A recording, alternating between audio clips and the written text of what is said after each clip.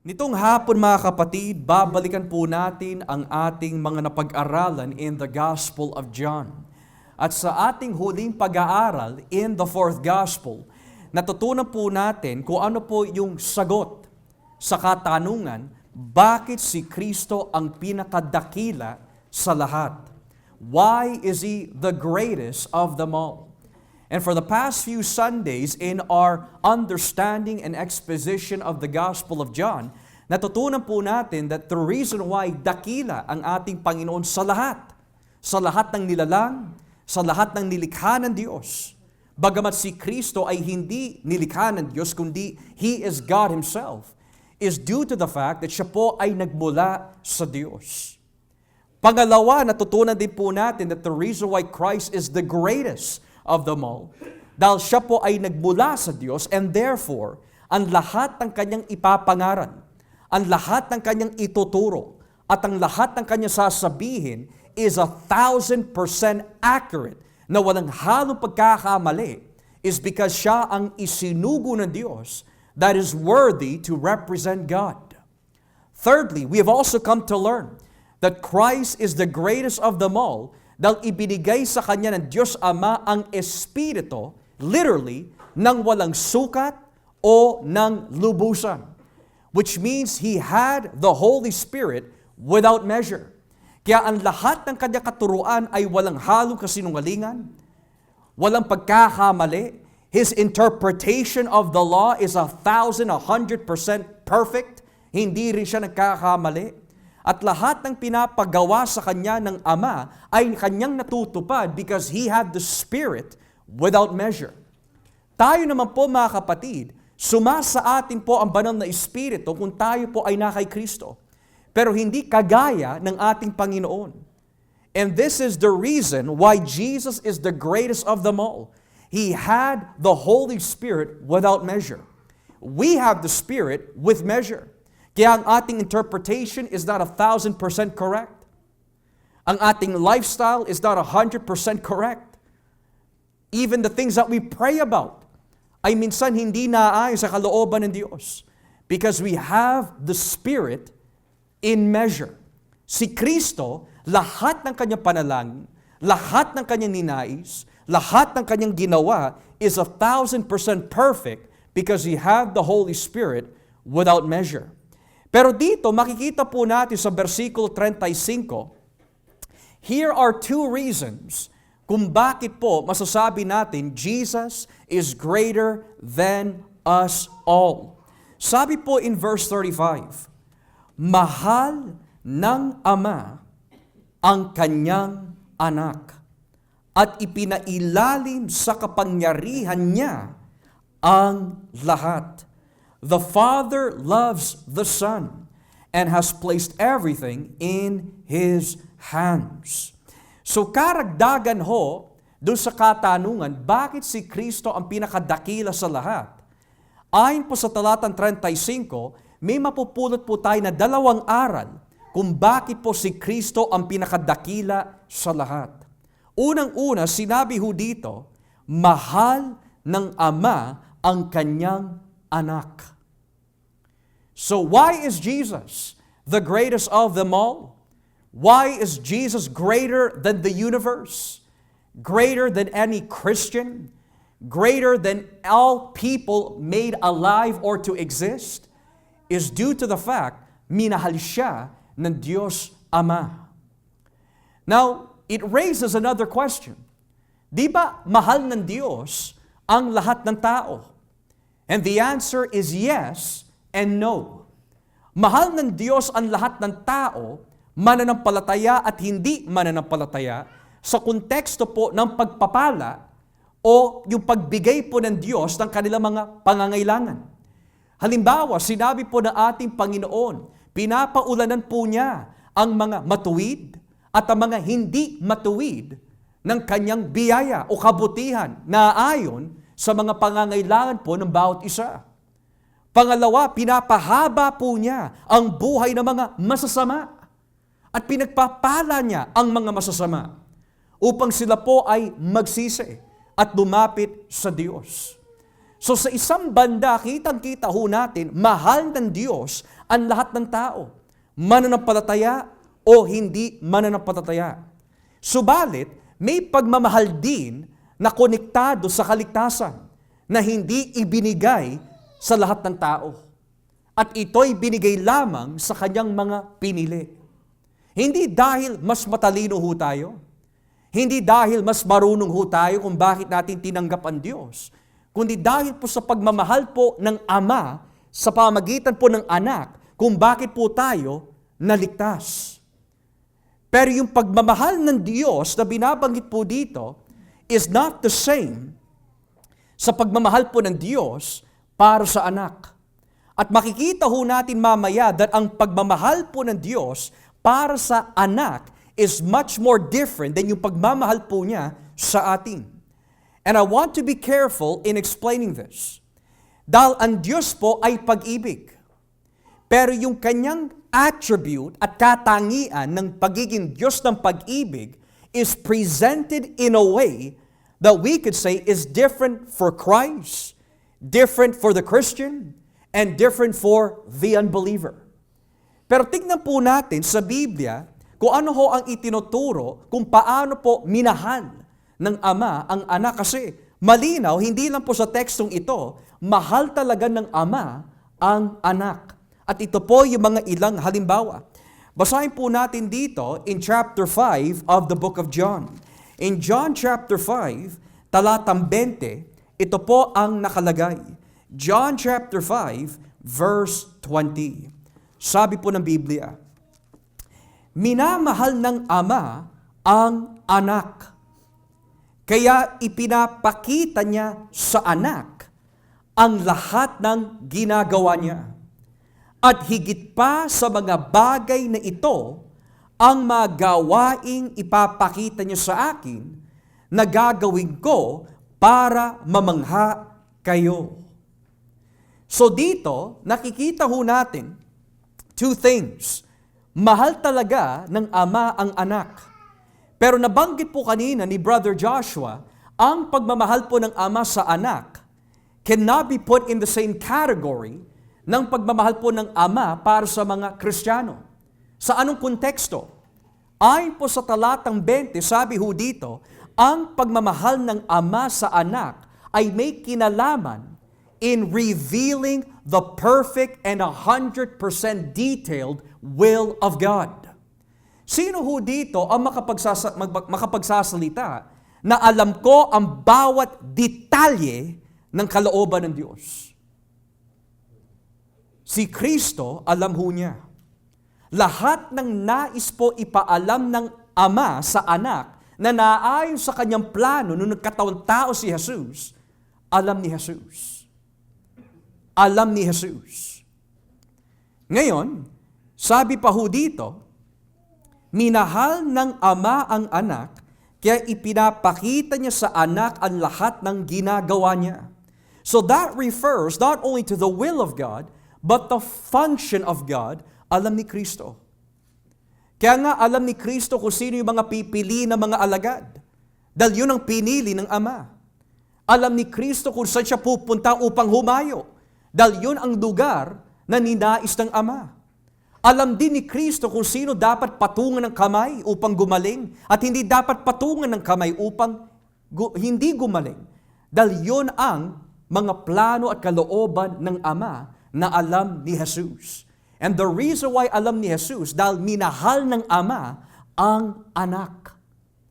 Number 2, in John chapter 10, beginning at verse 17, tignan niyo po ang nakalagay ho dito. John chapter 10, verse 17. The Word of God says, sa Juan 10:17, mahal ako ng Ama, dahil iniaalay ko ang aking buhay para sa kanila, at pagkatapos ay muli akong mabubuhay. In English, the reason my Father loves me is that I lay down my life only to take it up again. Dito makikita po muli ang pagmamahal ng Ama para sa anak. Here, it says, minahal ng Ama ang anak is because ang pag-alay po ni Kristo na kanyang buhay is so perfect. Walang mababawasan, walang maidadagdag. He is so perfect that He has the power to raise it up again. So yung pagmamahal ng Diyos Ama sa anak has different levels po and different functions na naayon po sa kanyang overall one perfect plan of God. And lastly, sa John chapter 15, talata 9, sa Juan 15, talata 9, look what it says in verse 9 of John 15. Mahal ko kayo, gaya ng pagmamahal sa akin ng Ama. Manatili kayo sa aking pag-ibig. Kung sinusunod ninyo ang mga utos ko, mananatili ang pag-ibig ko sa inyo. Katulad ko, sinusunod ko ang utos ng aking Ama, kaya nananatili ang kanyang pag-ibig sa akin. Now, madalas naririnig po natin that ang pagmamahal po ng ating Panginoon Hesukristo is sacrificial.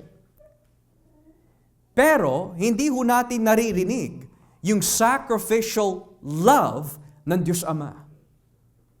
Paano po ipinakita ni Jesus ang kanyang sacrificial love for the church?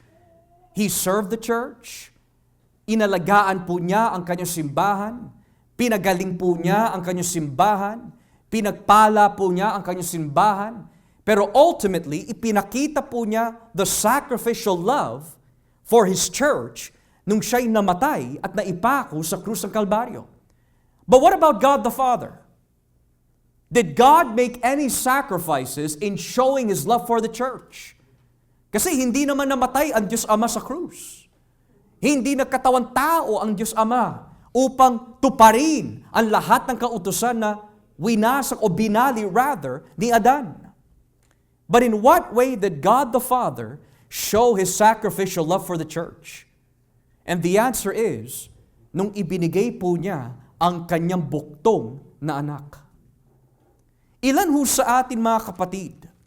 Can you think about it? Ang iyong panganay, your firstborn, or perhaps your only begotten daughter, son, that you love, kaugali mo, mabait sa iyo, gumagalang sa iyo, wala ka mapipintas sa kanya dahil napakabuti po niyang anak, and yet, in order to save others, kailangan mo ibigay ang iyong anak that you only have for the salvation of others. Ilan ho sa atin ang makapaggagawa ho ng ganong klaseng demonstration ng pagmamahal? And I would be the first one to not raise my hand. Dahil hindi ko magagawa yon. Because my love is not the same as God's love. His love is far beyond our comprehension. Sabi nga po ni Apostol Pablo sa aklat po ng Roma 5, kung sa mabuting tao nahihirapan na tayo ibigay ang ating buhay, sa kaaway pa kaya? Kung sa mga kapatiran na pinatawad at nilinis ng Panginoon, medyo nahihirapan ho tayo na mahalin sila. The way that Christ loved the church. Kaaway pa kaya? At yun ang ginawa ng Diyos Ama. He demonstrated His sacrificial love, not for good people, not for righteous people, not for kind people, or for people who are civil, kundi He gave and demonstrated His sacrificial love for His enemies. And yung sinabi po ng Biblia, minahal ako ng Ama, kaya ko kayo minamahal ng ganito. The sacrificial love of the Father, the sacrificial love of Christ, ay iisa. So napakalinaw sa katuruan po ng fourth gospel, whether it be John 5:20, John 10, or John chapter 15, verse 9, that the love of God for the Son ay hindi maikakaila. Pero bukod pa ho dito, dahil alam ho natin na mahal ng Ama ang anak, paano po niya ipinakita na mahal ng Ama ang kanyang anak? Number 1, by answering His prayers. by answering Jesus' prayers. Dito po tayo sa John chapter 11, talatang 41 hanggang 42. Tignan niyo po kung paano ipinakita ng Ama ang kanyang pagmamahal sa anak. Verse 41 ng John chapter 11. Sabi ho dito, kaya inalis nila ang bato. Tumingala si Jesus sa langit at sinabi, Ama, nagpapasalamat ako sa iyo dahil dininig mo ako. Alam kong lagi mo akong dinidinig. At sinasabi ko ito para sa kapakanan ng mga nasa paligid ko upang maniwala silang ikaw ang nagsugo sa akin. Mga kapatid, may panalangin po ba na hiningi ng Panginoon in the Gospels na hindi sinagot ng Diyos Ama? Whether it be feeding 5,000, He prayed and gave thanks to God. Sinagot ng Diyos yun. When it came to choosing His disciples, sinagot ng Diyos yun. When it came, mga kapatid, to healing the sick, sinagot ng Diyos Ama yun.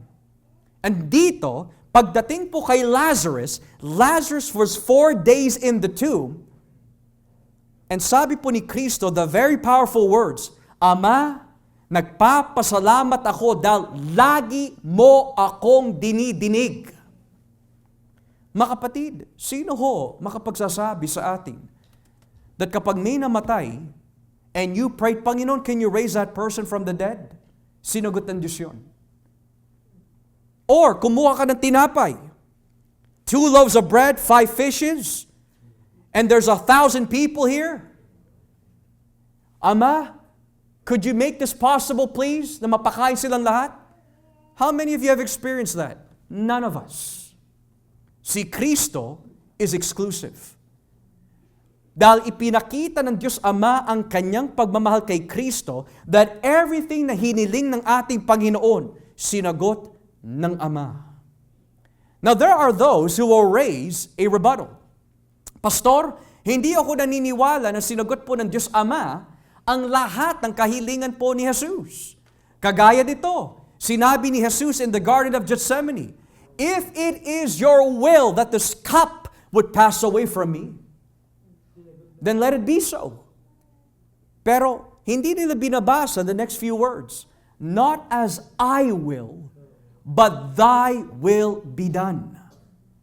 Na sa madaling salita, hindi pa rin nakasala si Kristo dahil as a human, ramdam na ramdam po niya the burden of sin that He was carrying. But as someone who is divine, and as Yahweh's slave, sabi po ng Biblia, not as my will, but your will be done. So sa pamagitan po na pagsagot ng Diyos Ama sa lahat ng pinanalangin ng ating Panginoon Jesus, ipinakita po niya, mahal ko ang aking anak. Number 2, minahal po ng Ama ang kanyang anak by raising him from the dead. In Acts chapter 2, kung ating po babasahin, Acts chapter 2, talatang 24. Acts chapter 2, beginning at verse 24. Tignan niyo po ang nakalagay. Acts 2, verse 24. Ngunit, binuhay siya ng Diyos at iniligtas mula sa kapangyarihan ng kamatayan. Dahil ang totoo, kahit ang kamatayan ay walang kapangyarihan, pigilin siya. Ito ang sinabi ni David na para rin sa kanya. Alam kong ang Panginoon ay laging kasama at hindi niya ako pinapabayaan.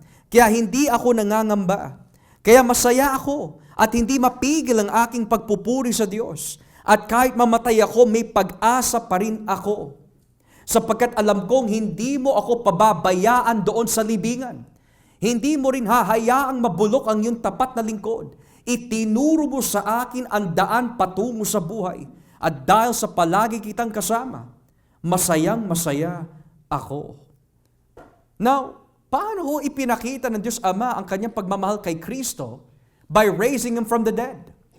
Dahil ang pinaghugutan po ng propesiyang ito ay nagmumula po sa aklat ng Salmo 16, kung saan sinabi po ni David, hindi mo hahayaan ang aking katawan ay mabulok sa lugar ng kamatayan. Now for David, he was most likely thinking, siya. But under inspiration, meron pang isang David na mas dakila sa kanya, kung saan matutupad ang propesiyang ito. Nang ibig sabihin, kung hindi mahal ng Ama ang anak, Jesus would not be raised from the dead. And why was Jesus raised from the dead? Because ang kanyang alay po para sa ating mga kasalanan was perfect. At tinubos po niya perfectly ang lahat ng kautusan ng Diyos. At dahil po dito, ang pambayad po ni Kristo with His life for my sin and your sin ay tinanggap ng Ama, and that is the reason Jesus was raised from the dead. But what would have happened, mga kapatid, if Jesus was not resurrected?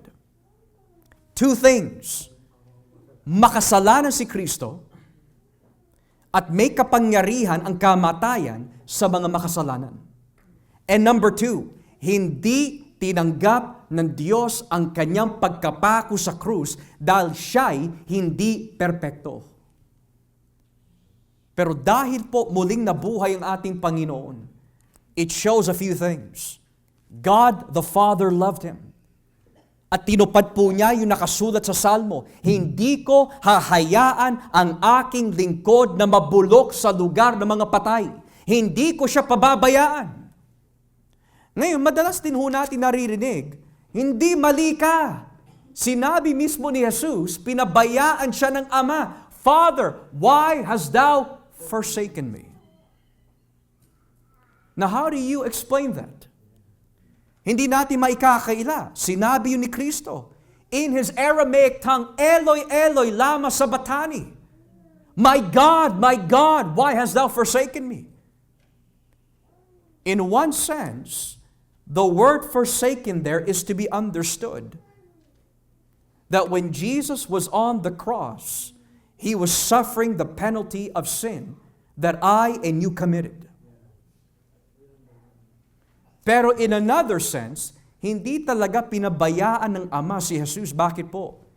Because Jesus was raised from the dead. At kung nanatili ang katawan ni Jesus sa libingan, then, totoo talaga, pinabayaan siya ng Diyos. So sa ganitong paraan ipinakita po sa atin ng Biblia, mahal talaga ng Ama ang anak.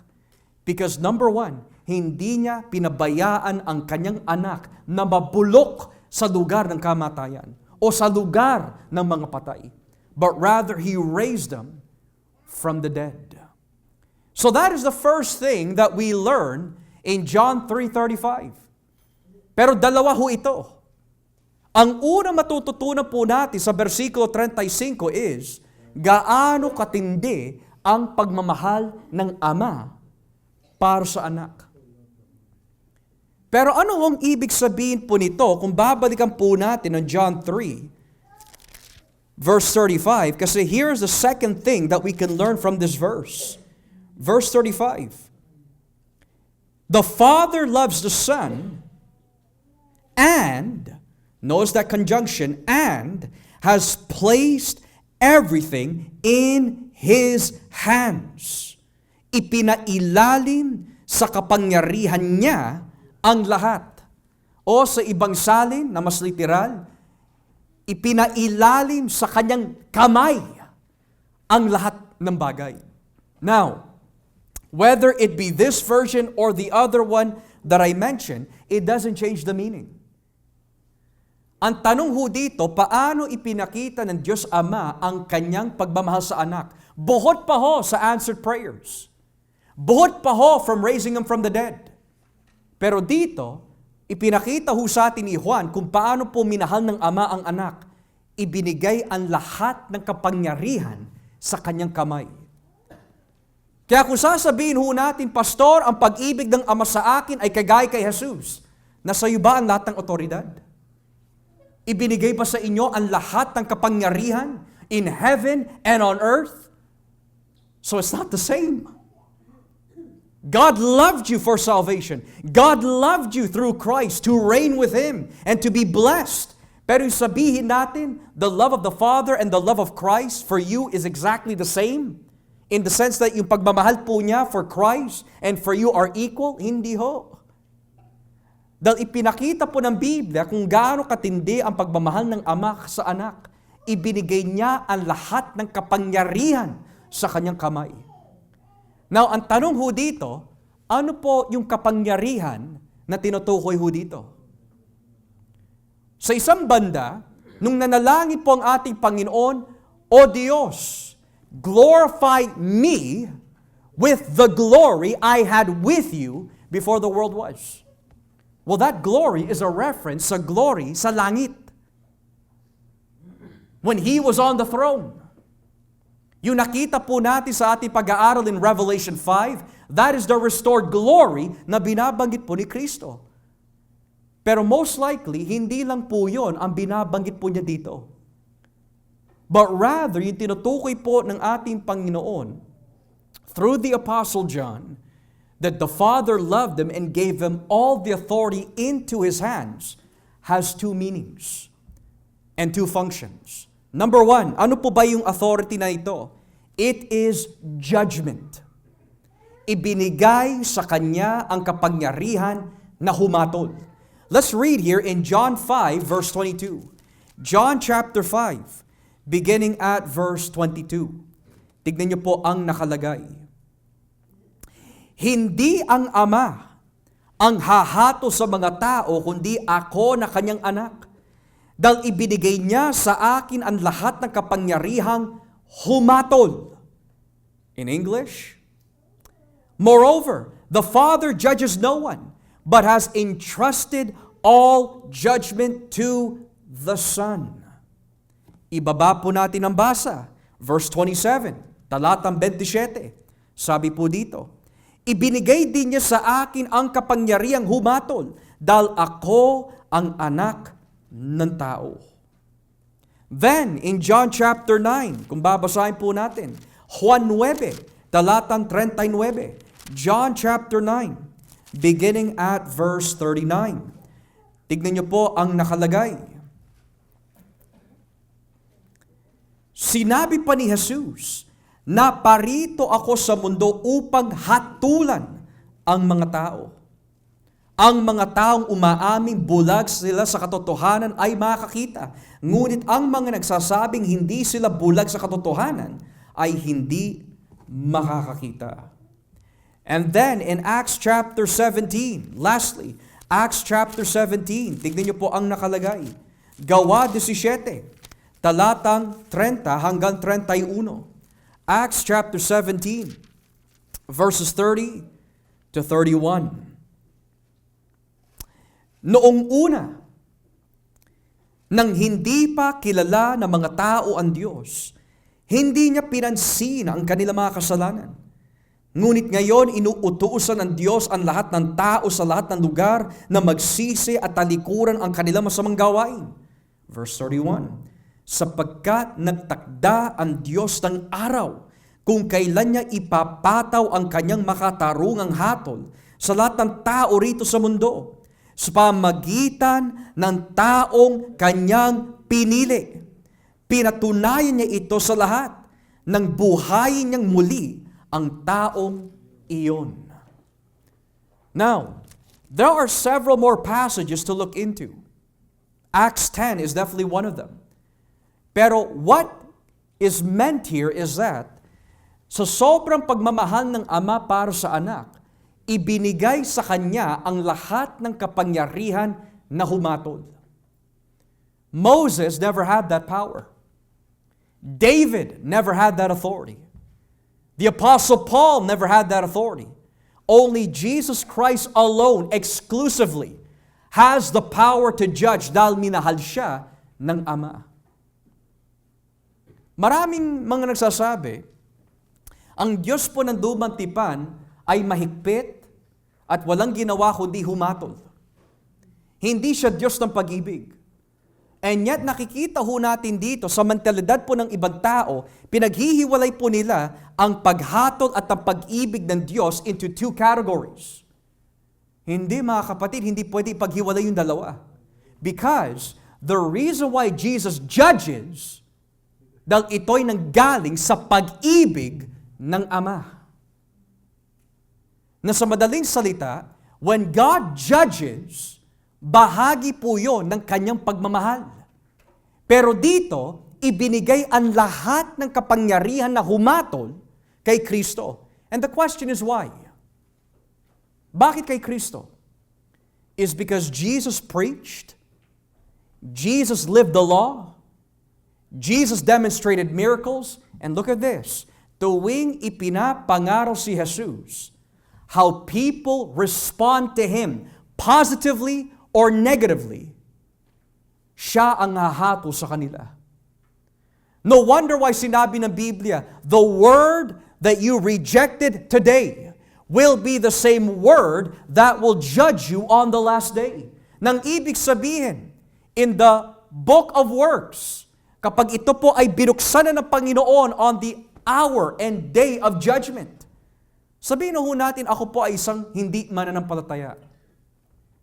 When I die at humarap po ako sa Diyos, the first one that I will see that will judge me is Jesus. And what will happen? He will open the books according to the Word of God. At sasabihin niya sa akin, Joshua, natatandaan mo ba on April 15, 2024, may sinugo ako ng aking anak upang mangaral sa inyo, pero sinabi mo sa akin, wala kang oras para sa akin. Natatandaan mo ba yun? Or Joshua, natatandaan mo ba nung nirebuke ka ng iyong mga magulang na kailangan mo magsisi at tanggapin mo ako? Pero hindi mo pinakinggan. Nagdabog ka pa. Natatandaan mo yun? That is what Jesus is referring to here. Ibinigay ng Ama ang lahat ng paghatol sa lahat ng tao. Ibinigay po yung kay Kristo. Because the measurement at ang pamantayan ng paghatol ng Diyos ay nakasentro kay Kristo. You're not going to be judged, mga kapatid, by how many times you attended or did not attend in church. Hindi yun ang standard ng paghatol ng Diyos. You will not be judged on how many Bible verses you knew or did not know. You will not be judged on how much money you put sa ikapo, whether it be a lot or not. The standard of judgment is, were you faithful to Christ or not? At sa Kanya ibinigay ang kapangyarihan humatol. Kaya madalas niyo po marinig kay Brother Joshua, huwag kayong matakot sa akin. Huwag kayong mahiya sa akin. Huwag kayong mahiya sa mga iniisip ng mga tao ho dito. Because one day, hindi ako, hindi sila, hindi tayo ang maghahatol sa bawat isa, kundi si Kristo. Dahil sa Kanya ibinigay ang lahat ng kapangyarihan humatol. So hindi natin pwede ikatwiran, Panginoon, mabait na tao yan, mabait yan. Hindi ikaw ang hukom. Hindi ikaw ang nakakasiyasat ng puso nila. Hindi ikaw ang judge. Hindi rin natin pwede ikatwiran, Panginoon, natatandaan mo ba yung ginawa ko, yung ginawa niya? Hindi. At the end of the day, pwede po tayo magpaganda sa mga tao in the church. Pwede tayo magpabida, magpa-flatter ng mga tao sa church. But at the end of the day, it's not my words that you will hear. It's the words of Christ. He is the ultimate judge. Kaya tanggalin po natin ang mentalidad. Naku, nakakahiya kay pastor, nakakahiya kay brother. Hindi. Mahiya tayo sa Diyos. Because He is the ultimate judge. And the Father loved Him and gave Him all the judgment. Tayo po ba, mga kapatid, kapag humarap po tayo sa Panginoon, what will Jesus say about me? What will Jesus say about you? Iba kasi yung nakikita ng mga tao eh. Iba rin yung nakatanim at kung ano yung nakikita ng Diyos dito sa loob. Maaari sa labas, palangiti, wala kang sinasabi masama, pero hindi mo na kailangan magsalita na masama upang hindi magkasala. Dahil ang lahat na masamang pananalita, ang lahat na masamang bunga ay nanggagaling muna sa loob. For out of the abundance of the heart, the mouth speaks. At lahat ng mga simptoma ng kasalanan ay nagmumula po sa isang maruwing puso. And Jesus alone, mga kapatid, has full authorized power to judge every thought, every inch, every angle of our lives.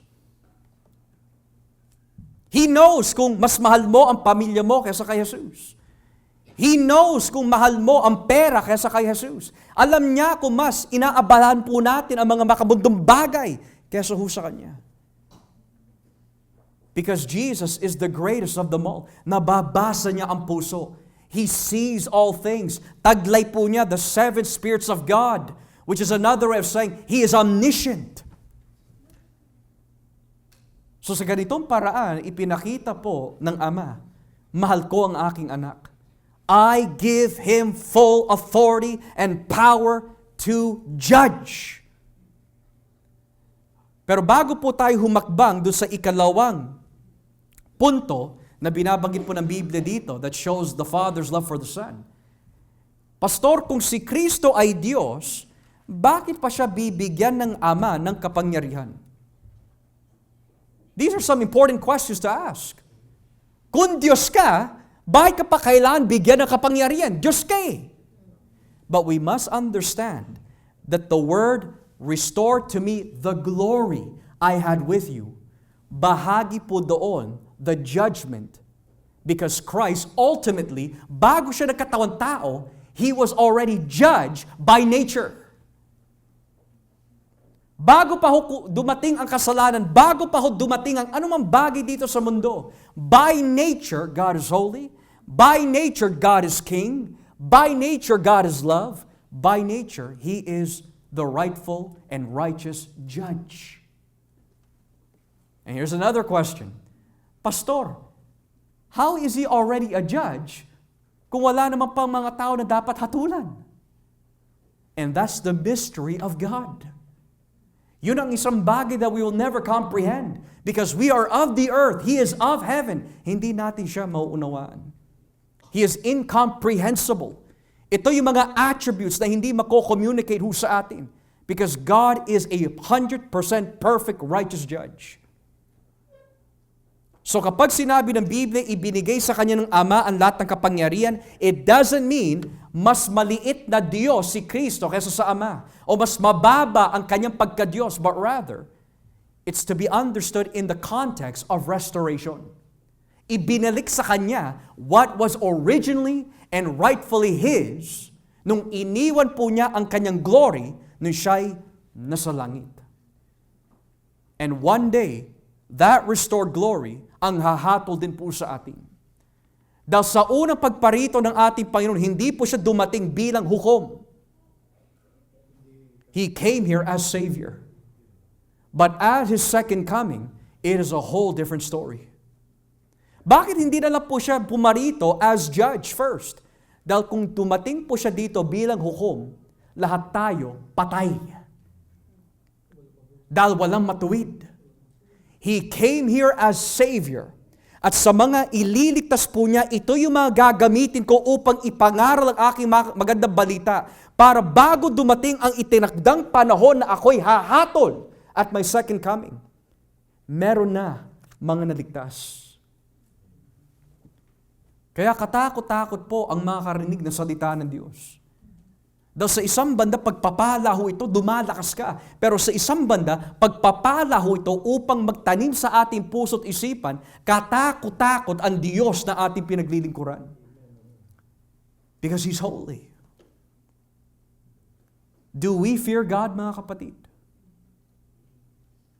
You will know that you have fear for God when you understand how serious He is about His commandments.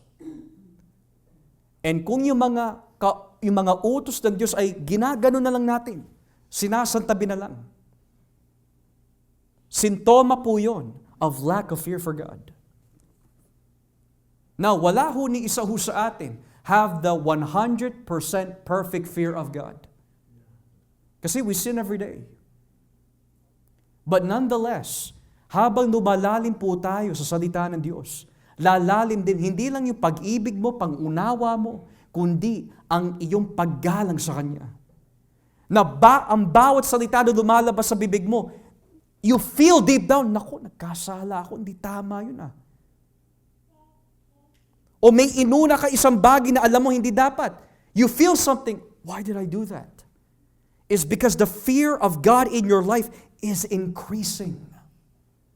And we call that conviction.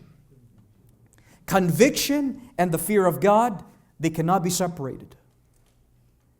Now what does that mean?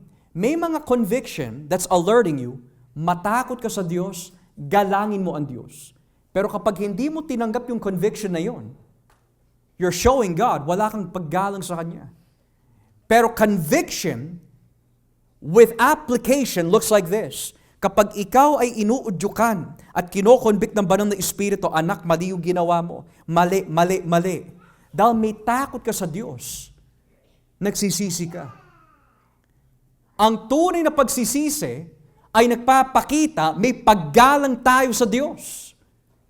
Ang taong ayaw niya baguhin ang kanyang mentalidad. Ang taong masyadong makatwiran. Ang taong masyadong pilosopo. Walang paggalang yan sa Panginoon. Ang taong walang basihan ng moralidad, kundi ang kanyang sarili lamang, walang paggalang sa Diyos. And how do you show the greatest fear of God? Hindi yung nanginginig ka.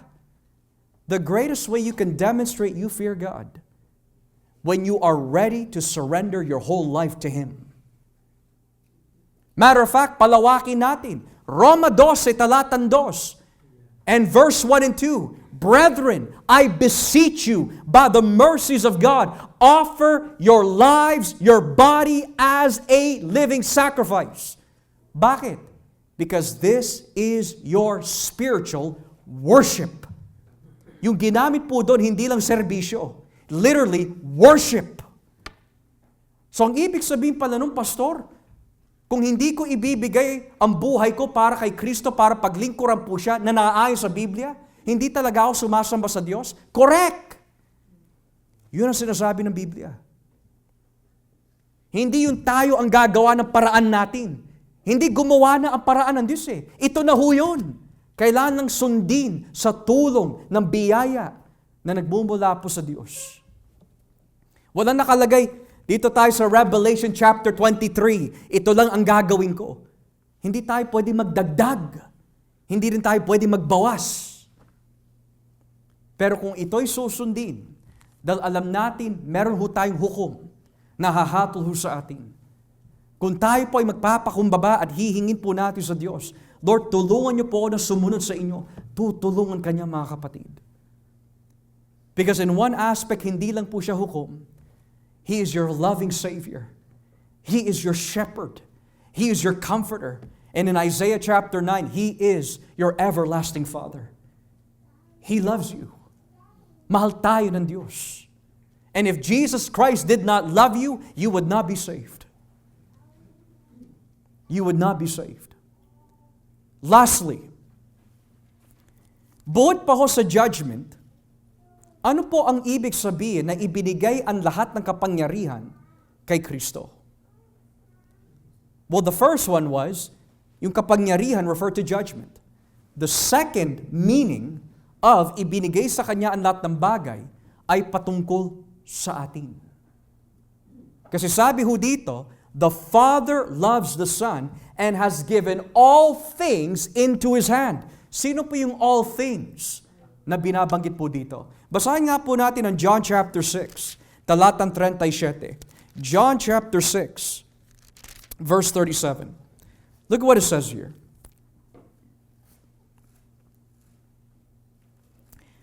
Ang lahat ng taong ibinibigay sa akin ng Ama ay lalapit sa akin. at hinding-hindi ko itataboy ang mga dumalapit sa akin. Sapagkat naparito ako mula sa langit, hindi upang gawin ang sarili kong kalooban, kundi ang kalooban ng aking amang nagsugo sa akin. At ito ang kalooban na nagsugo sa akin, na huwag kong pabayaang mawala ang kahit isa sa mga ibinigay niya sa akin. Sa halip ay bubuhayin ko silang muli sa huling araw. Now notice what it says there. Yung lahat ng ibinigay ng Ama sa akin. So hindi judgment ang tinutukoy dito, kundi ang bawat tupa ng Diyos ay bahagi sa pagmamahal ng Ama na ibinigay sa kamay ni Jesus. Moreover, in John 17, kung ating po titignan, John 17, talatang 2, John 17 verse 2. Sabi ho dito, sapagkat binigyan mo ako ng kapangyarihan saan? Sa lahat ng tao, para mabigyan ko ng buhay na walang hanggan ang lahat ng taong ibinigay mo sa akin. O sino po ba yung lahat ng tao na binigyan po ng Ama ng karapatan at kapangyarihan si Jesus to rule over? Yung mga taong ibinigay sa Kanya. Tayo yun, mga kapatid. So tayo po, masasabi ho natin, produkto, resulta ng pagmamahal po ng Ama sa pamagitan ni Kristo dahil ibinigay tayo kay Jesus. So tayo yung binabanggit, ibinigay ang lahat sa Kanyang kamay. Sino yung lahat? Lahat ng ibinigay ng Ama sa Kanya, tayo yun. Ngayon, if we skip down to verse 24, ibaba po natin ang basa sa talatang 24, inulit na naman yung salitang ibinigay. Verse 24, Ama, gusto ko sanang makasama sa pupuntahan ko ang mga taong ibinigay mo sa akin, para makita rin nila ang kapangyarihang ibinigay mo sa akin, dahil minahal mo na ako bago pa man nilikha ang mundo. Now, Pastor, how does that show any authority? How does that show that Jesus has authority over us? And here is what we will see kung paano po ipinakita ng Biblia na talagang ibinigay ng Ama ang lahat tayo sa Kanyang kamay that shows He has authority. Basahin po natin ang Mateo 11, talatang 27. Two verses I want to show you. Matthew chapter 11, verse 27. How does that look like na ibinigay po ng Ama kay Kristo sa Kanyang kamay ang lahat ng otoridad sa mga tao? Verse 27, Matthew 11:27. Pagkatapos, sinabi niya sa mga tao, ibinigay sa akin ng Ama ang lahat ng bagay. Walang nakakilala sa anak, kundi ang Ama. At walang nakakilala sa Ama, kundi ang anak. At ang mga taong nais ng anak na makakilala sa Ama. So ang tanong, how did Jesus demonstrate na ibinigay ng Ama sa Kanya ang lahat ng otoridad sa mga pinili ng Diyos? Jesus revealed Himself to them. Now, there's two types of revealing here. In one aspect, tuwing tayo po ay nagbabahagi sa mga hindi mananampalataya, we are revealing Christ sa pamagitan po ng mensahe. Pero yung reveal na tinutukoy po ni Kristo dito is not the same thing. Dahil lahat ng mga taong binabahagian po natin, we may reveal the name, we may reveal the gospel, pagdating sa konteksto ng mensahe. Pero yung binabanggit po ni Kristo dito is something different. And it is this. The second reveal na binabanggit po dito is this, mga kapatid. When we share the gospel, and Jesus opens their heart to accept Him, yun po ay katibayan, Jesus revealed Himself taas. So ang tanong, sino po ang nakapagbubukas ng puso ng tao? Kasi madalas po natin naririnig, hoy, napatanggap ko yan. Ako nagpatanggap dyan. Nanalangin kami ng 2 sentences, pinatanggap ko siya. Saan natin mababasa sa Biblia na ang tao ang nagpapatanggap sa kapwa makasalanan? Hindi, ang sabi po dito sa Mateo 11:27, walang nakakakilala sa Ama maliban ng anak at walang pwedeng kumilala sa anak kung hindi muna nanaisin ng anak na ipakilala ang kanyang sarili sa kanila. So hindi natin masasabi, ako nagpatanggap diyan. Hindi ho. Ang nagpatanggap diyan ay si Jesus. Ang nagpakilala sa kanya kay Jesus ay si Jesus din. Ang nagbukas ng kanyang puso ay si Jesus din. Bakit po? Para walang ni isa ho sa atin ang pwede magmalaki sa araw ng paghuhukom. Ang patay po ba kaya niyang buhay ng isang kapwa patay? Hindi. Kailangan merong bubuhay muna sa kanya. At kahit yung bumuhay sa kanya, or rather kahit yung binuhay, hindi din niya magagawa na buhay ng kanyang kapwang patay. Dahil yung buhay na yon ay hindi nagmumula sa kanya.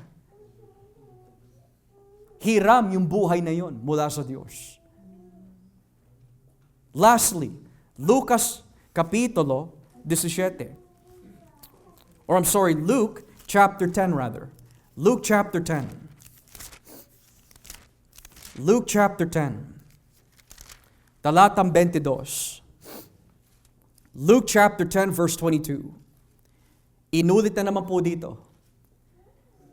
Pagkatapos sinabi niya sa akin, sa mga tao rather, ibinigay sa akin ng aking Ama ang lahat ng bagay.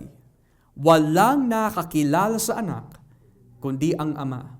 At walang nakakilala sa Ama, kundi ang anak at ang mga taong nais kong makakilala sa Ama.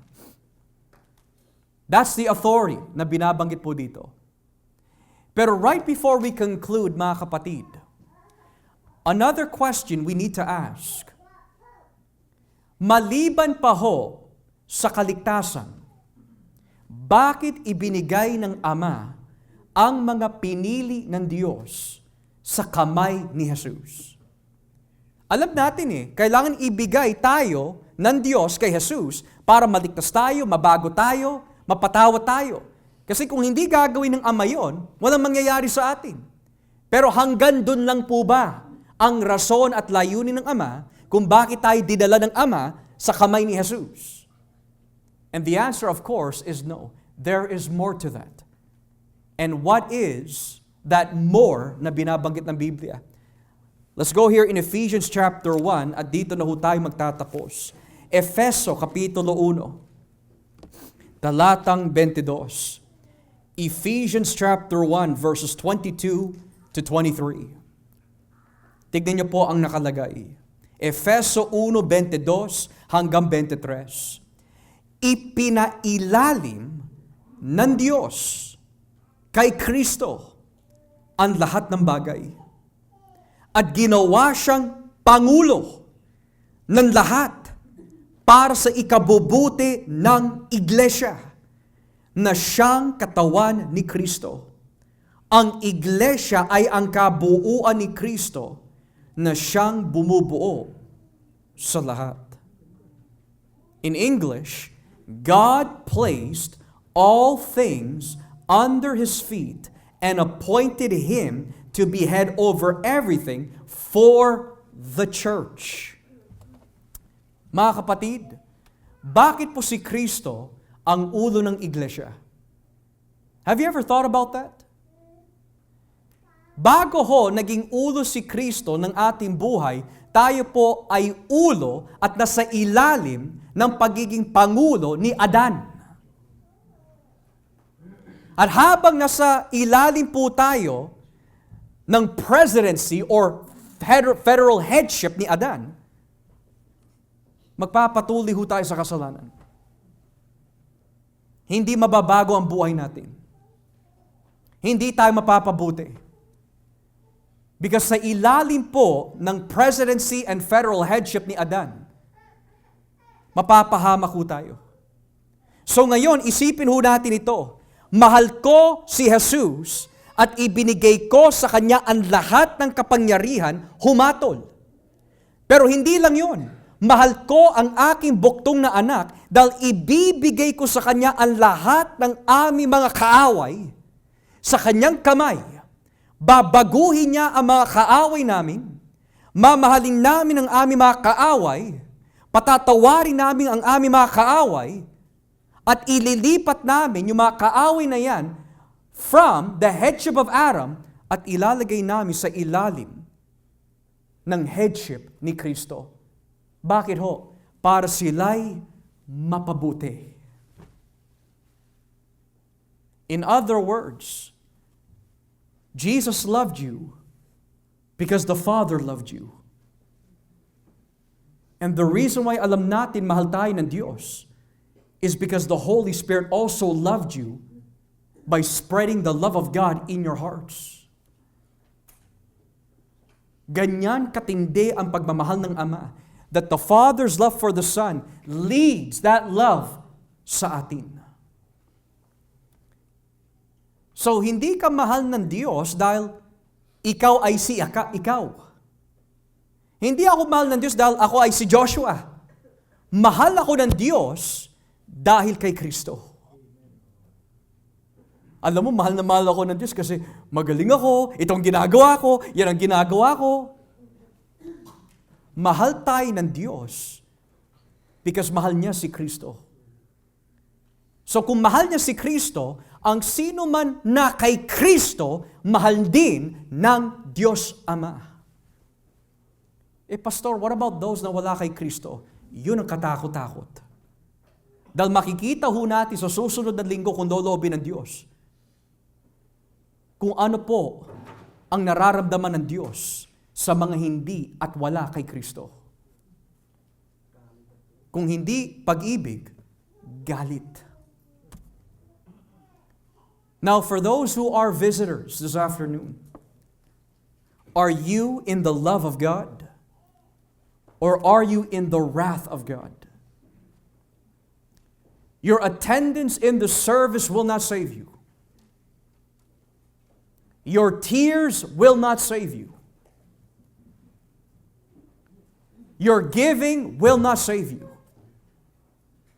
Unless you are in Christ, hindi mo mararanasan ang saving kapangyarihan at pag-ibig ng Diyos na mararanasan lamang kay Kristo Jesus. Kung wala sa atin ang pag-ibig ng Diyos through Christ, hindi ka makapasok sa bagong langit at lupa. Hindi ka maililipat mula sa kamatayan all the way to life. And most importantly, hindi maayos ang relasyon mo sa Diyos na lumikha sa iyo. Dahil hindi ka pa, or hindi rather, nababalutan ng katwiran ng kanyang anak. Kaya how did Jesus, or rather, how did God show His love for Christ? By giving Him authority to judge. To judge all men, those who accepted Him and those who rejected Him. And number 2, He gave Him all authority to take care of His bride. Tayo yun, mga kapatid. And as I close, sabi po na isang minamahal po natin na nanay, Pastor, na naginip po ako that nakasuot po ako ng wedding gown. But you know the beautiful thing about that, mga kapatid? Sabi niya, kung tama man ito, I believe that that message of that dream signified that I'm married to Christ. Are we married to Christ, mga kapatid? The reason why you are Christ's bride is because the Father loved you. Pinahal ka ng Ama. Kaya wag na wag mo iisipin, hindi ka mahal ng Diyos. Mahal ka ng Diyos. Dahil kung hindi ka mahal ng Diyos, hindi ka niya dadalhin kay Kristo. At wag mo tatanggapin yung sinasabi ni Satanas, that because you failed and sinned so many times, hindi ka mahal ng Diyos. Mga kapatid, when sin abounded, grace did much more abound. Who can separate you and I from the love of God? Tribulation? Death? Trials? Persecution? Wala. Nothing can separate you from the love of God because by nature, God is infinite. Therefore, His love for the Son is infinite. And if you are in Christ, that love for you will never decrease. For the Father loved the Son at ibinigay sa Kanyang kamay ang lahat ng kapangyarihan. Purihin ang Diyos dahil namatay si Kristo para sa atin. Sole Deo Gloria. Sa Diyos ang lahat ng kapurihan. As we pray,